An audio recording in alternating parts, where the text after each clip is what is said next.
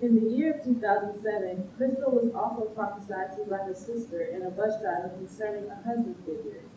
In the year 2008, God revealed to her whom he is.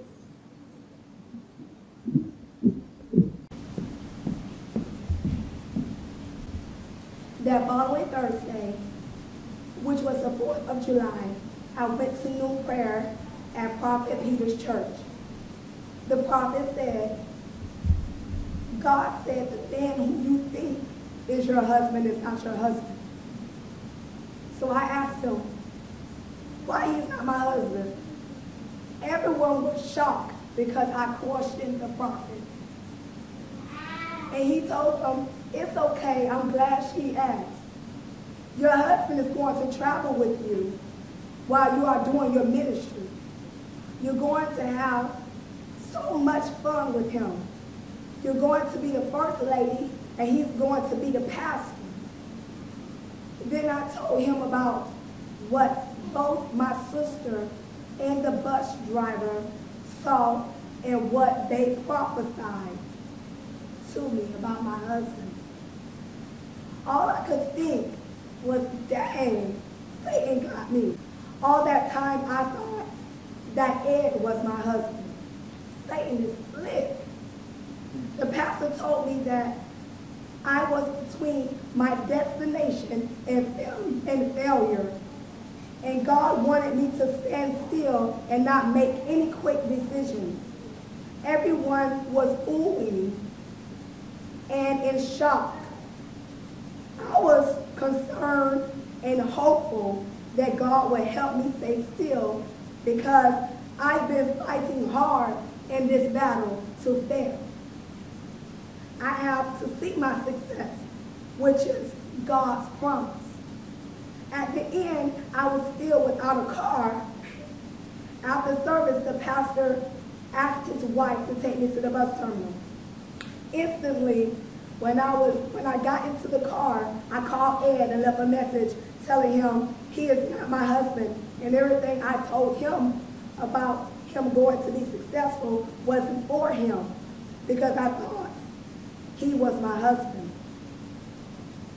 In that moment, my heart wasn't broken because I knew that God had a better husband for me. My heart was at peace. Unexpectedly, Antonio reappeared in my life. We began hanging out at my house after we had decided to just be friends without any sexual contact. Every time he came over, I was surprised because I knew that God was separating me from people. Before he reappeared, everyone would call and would make an attempt to come to my house, but something would always happen and they couldn't come. After a while, I began to fall in love with him all over again. I really did not want that because I just gotten over a broken heart. Then one day, Antonio calls me up and tells me that he found a 3 or 4 bedroom house with 2 garages. And he wanted my approval for the house. And I didn't understand why is it that he needed my approval for the house. And so I told him that I had made plans to not put any minutes on my phone so that we couldn't talk because I didn't want to set myself up for another heartbreak.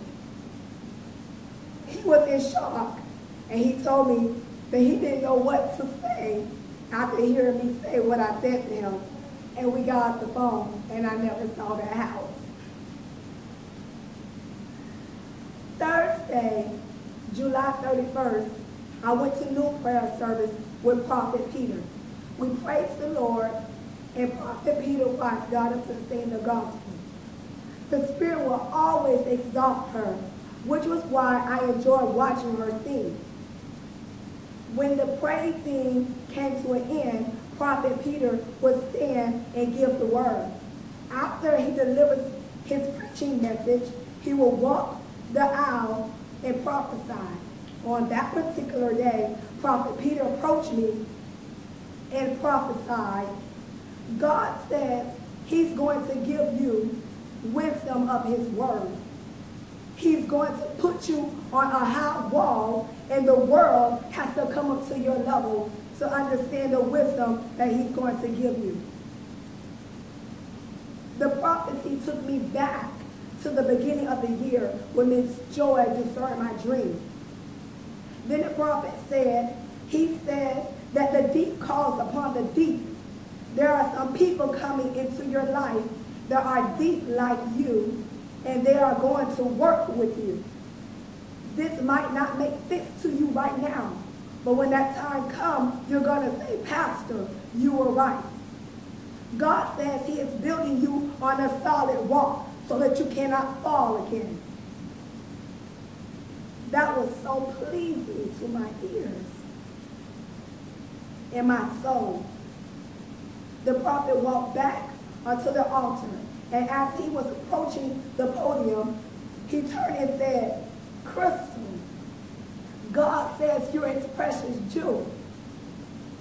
I smiled and I nodded my head because I just knew God was just telling him because he did not know. When I got home, I began to wonder what this precious jewel thing is really all about. I understand that I was the stone in front of the throne of God, and he sent me down here to deliver a message. But what really is the meaning behind the precious jewel? I sat on my floor. I looked towards heaven, and I asked God to explain it to me.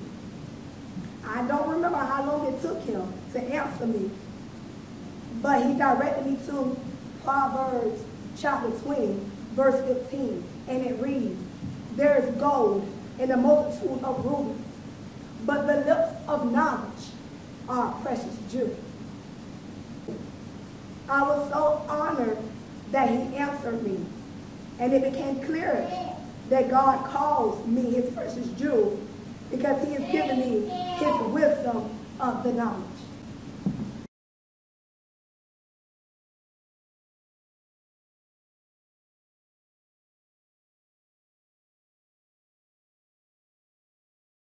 I am 9 months. I waited in the womb for my identity to be born with breath stripped from my airbags. He who sent me established my roots, which can't be clipped, folded, or quenched with fire. I am righteous in the sight of God that he ordained prophets to order my steps. I am she who was positioned in front of the throne, sent in a new form to deliver his message. I am God's precious jewel, the sea of glass, the lips of knowledge, crystal.